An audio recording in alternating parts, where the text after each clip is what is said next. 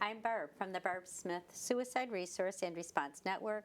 Thank you for joining myself, and I have two guests today.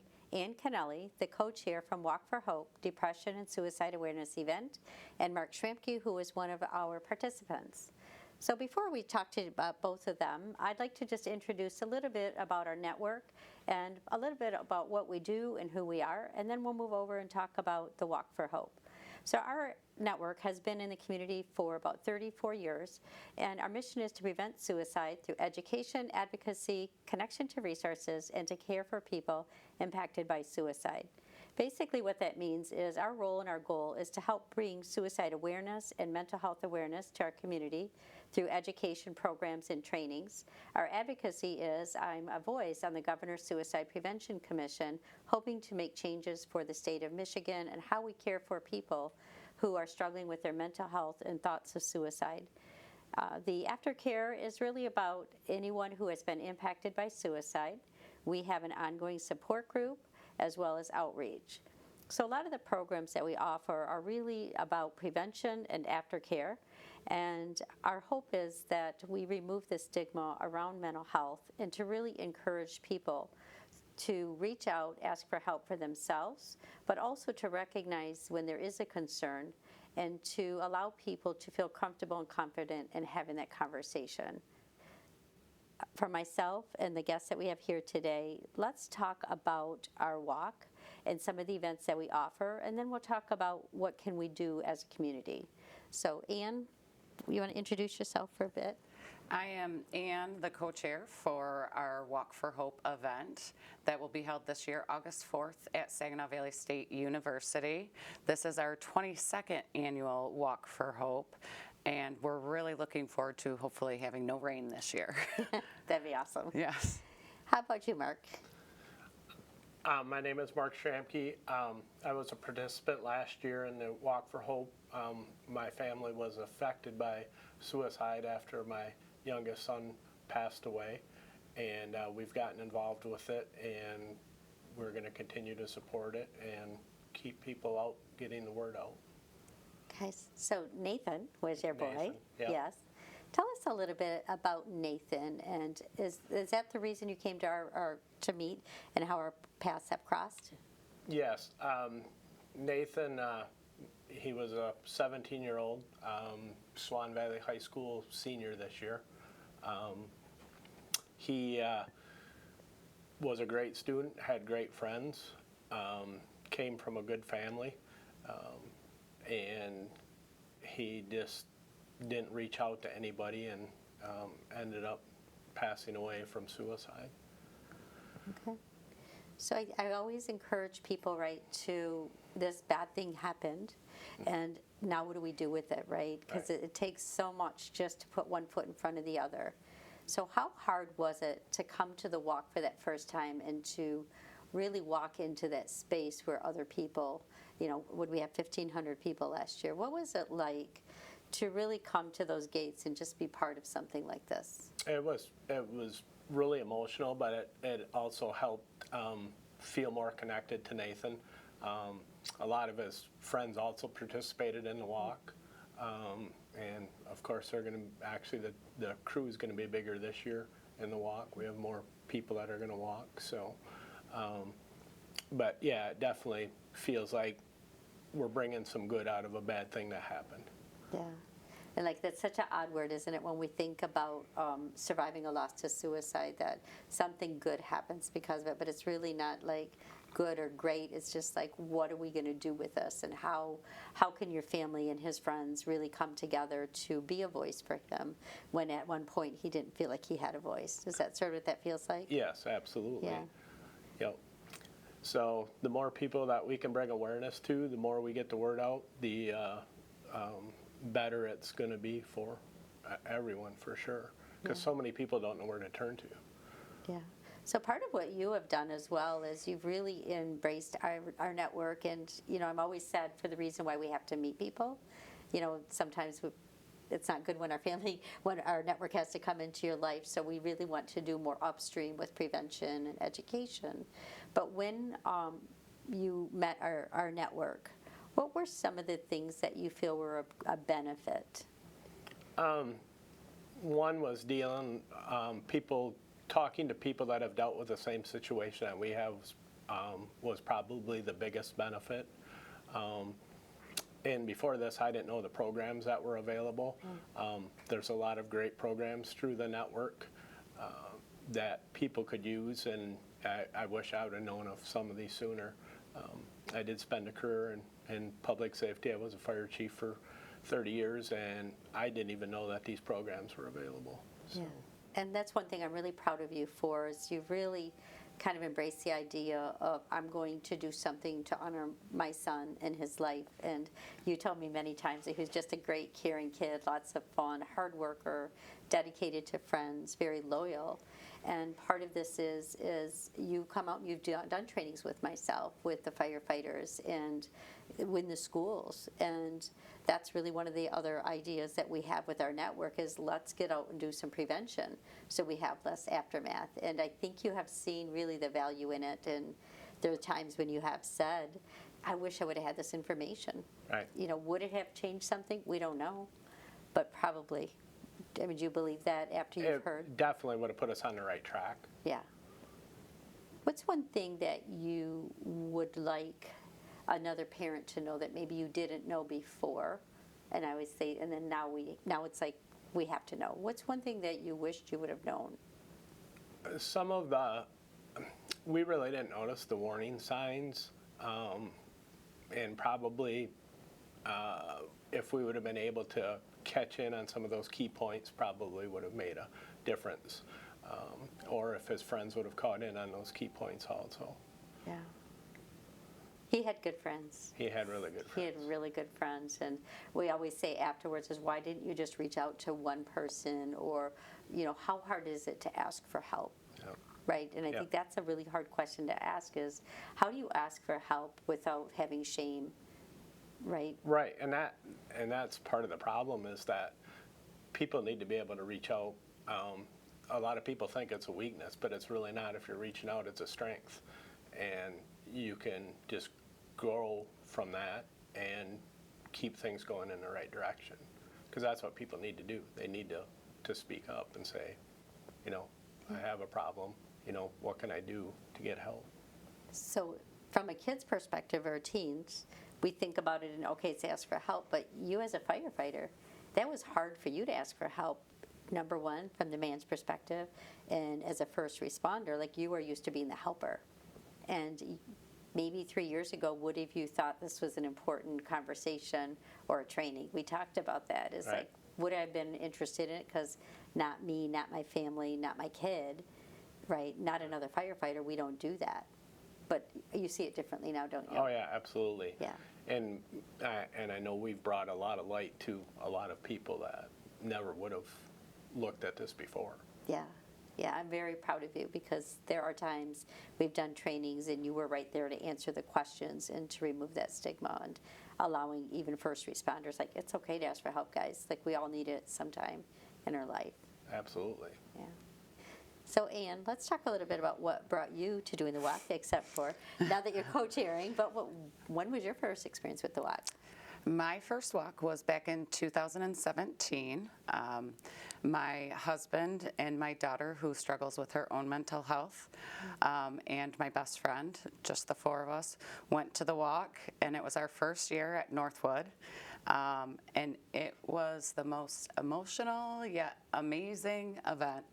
I remember parking to go in and seeing all the people walk in. And that's where I had my moment where I was like, oh my gosh, all of these people have either lost someone or been affected by suicide. Yeah. And it was very emotional, and it took me a little while to get out of the car and go in, but we went in. And after that year, we formed a team in honor of my daughter, and it grew, kind of like Mark said, your team's going to grow bigger this year. Every year our team grew bigger and bigger. And then COVID happened. Yeah. So we had our virtual Walk for Hope, and I was determined that we were still going to walk for hope, even though we couldn't do it at SVSU that year. So I actually made a Facebook event and invited anyone and said, if you're comfortable, you can wear your mask, COVID, whatever. We're going to take, it really was pretty much a 5K from this local school to our house and back. And I got a hold of Barb and said, do you have any of those yellow bracelets? I set up a table, we had water, we had snacks. I really wanted to mimic the walk. Yeah. Yeah. And you came. Yeah, I showed up You showed up. with a mask. Yeah. And you had, how many people? Just family, friends? It was close to 60 people. Yeah, how fun is that? It's awesome. Yeah. Yeah, because sometimes I think people look at this walk as, oh, it's very sad, it's emotional, and it is sometimes when you're first getting out of the car. Right. So you went from a participant to, Co-sharing. Because after my Walk for Hope in 2020 that I held, Barb called me a week or two later and said, I couldn't believe how many people you know that I know, and I'm looking to hire someone. Do you know of anyone that might be interested? And I was like, well, what's the position? And here we are. And it went from being a part-time employee to years later, I said, I want to help co-chair this event because I love it. I'm passionate about it. And I think it's amazing. I think it's amazing to see how many people not only support mental health, but how you're not alone. yeah. You know, and I think when I look back at our walk last year with the Legos and everyone wearing their color of loss or support, it's like, oh, that person lost a child too. You know, there's another person that I can, you know, or people that struggle with their own mental health. Like, you're there. Yeah, and I think that's interesting. It's like when you're getting out of your car, it's like, I don't want to be part of this club. I don't want to have to be here. And then as you kind of come into the courtyard and you look at someone else's color, because we represent, whether it's a Lego or a necklace or a bracelet, whatever our theme is for the year, where you walk in and you see someone else with that color that's representing that they lost a child, or they struggle with mental health, or they lost a spouse. It's all of a sudden in those moments, do you sort of feel like, okay, these people get me? Oh, yeah. Yeah, it's not because even words. there's definitely a connection there. Yeah, and without words. Right. Did you feel that like right Oh, away? yeah, absolutely. Yeah. Yep. What else did you appreciate about the walk? I just think it is emotional, but I think it's also very uplifting. And for me personally, you know, I know Mark says if I would have known some of these things prior, and that's part of the reason I do the work that I do with you, is as a parent navigating when my daughter first started struggling. I mean, you don't know what to do, and you've got to advocate for your kid, and how do you do that, and what resources do you have? And I just want to be able to support other families, because I don't want them to have to go through what we went through and having to research and look into it on our own. So The same. Yeah, I mean, exactly. And if we can help one person, it's definitely a win. Yeah. Yeah, and we think about 50,000 people that die by suicide and about 90 in the Great Lakes Bay region. That's just, it's not acceptable. No, that's a And huge sometimes our system is so cumbersome, isn't it, that transition to care.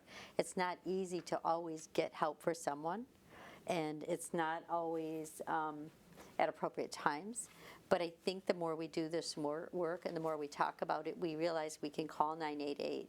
You know, we can talk to, you know, they have the My Hope portal here in Midland that's now going statewide, where if someone needs access, someone needs to know, where can I get help for someone? And we didn't talk about that before. Like, you didn't know what 988 was before, Mark. No, not at all. Like, why do I need to know about a crisis line? Yep.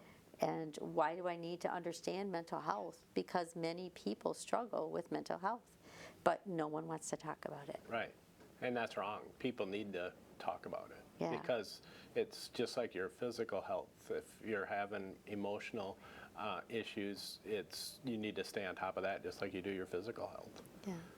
Do you recognize it more in people where maybe before, not to say that you didn't care, but was there a time where you're like, I would have never recognized it, but now I see it in you and you and you? Oh, yeah, for sure. Isn't that something? Yeah.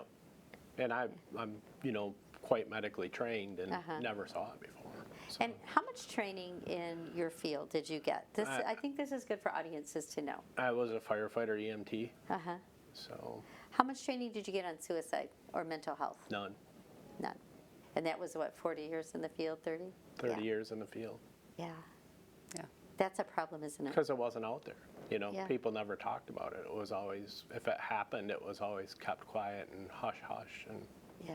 and that, it can't be that way.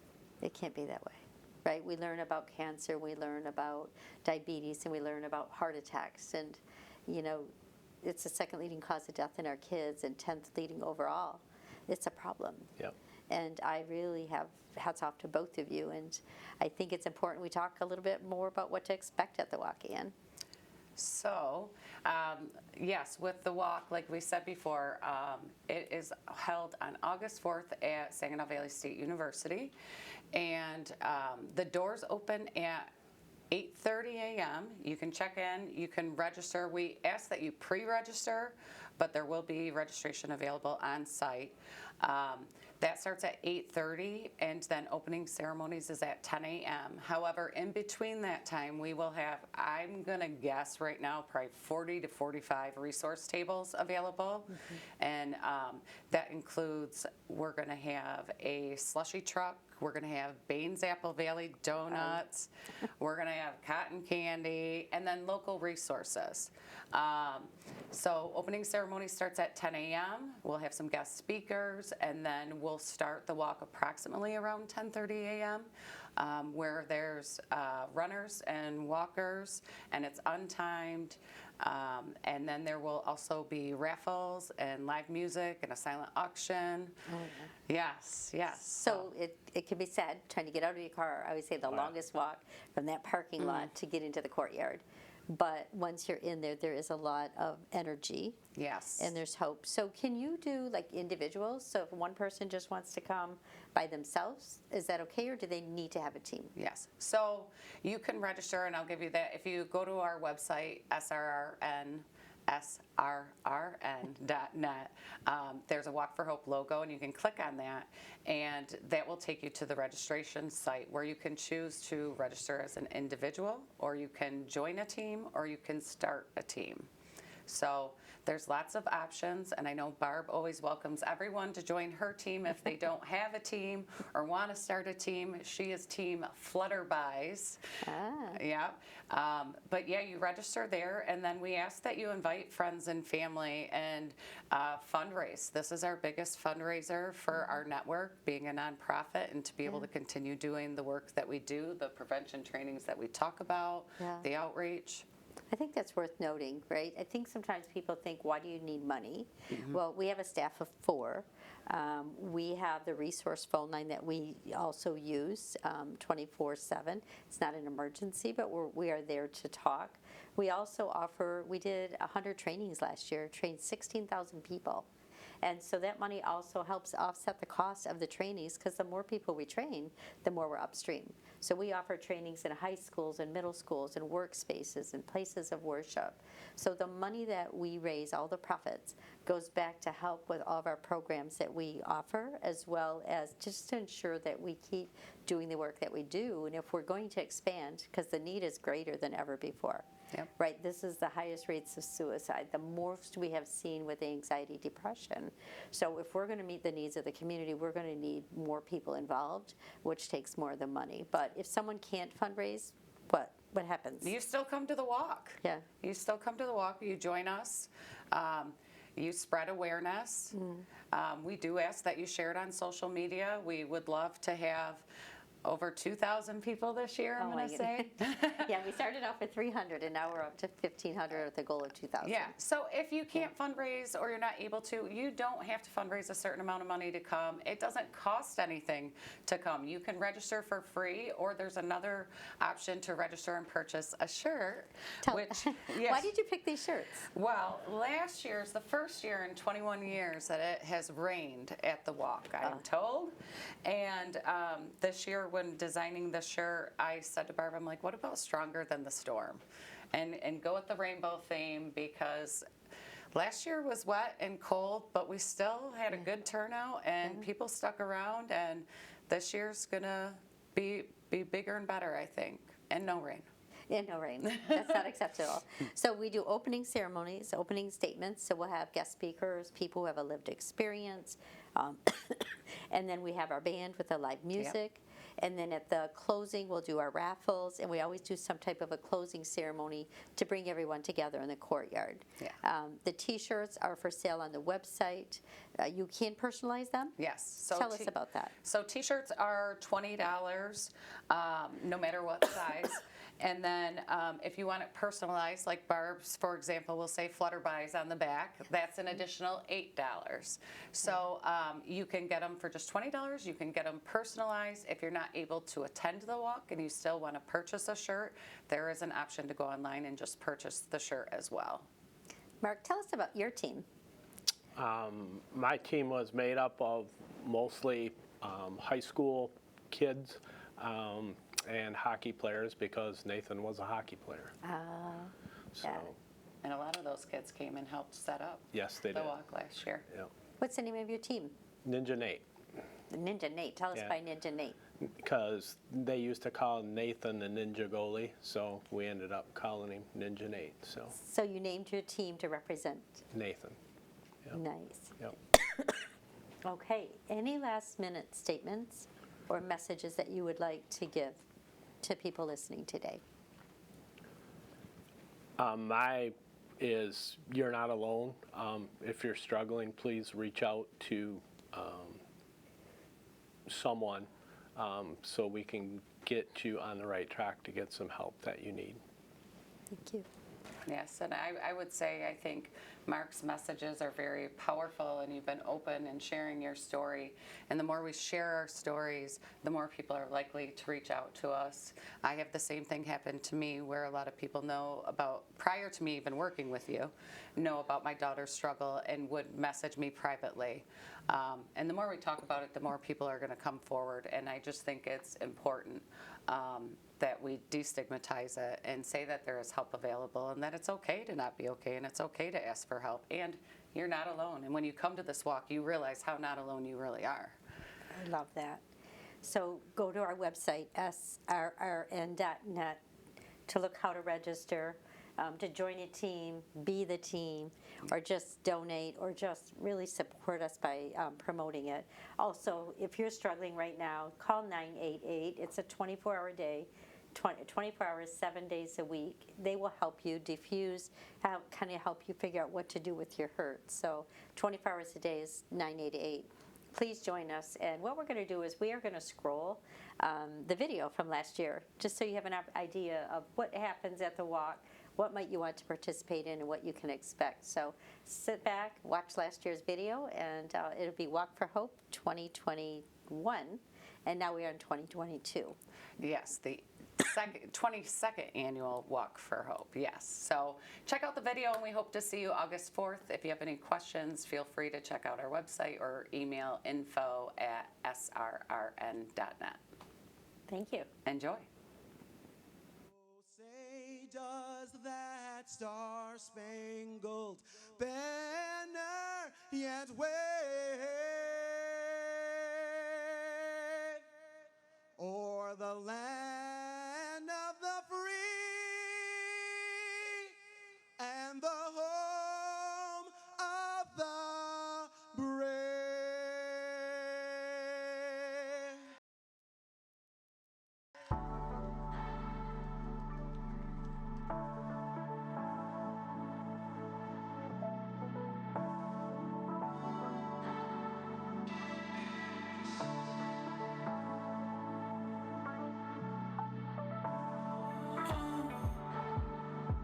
Looking for something to feel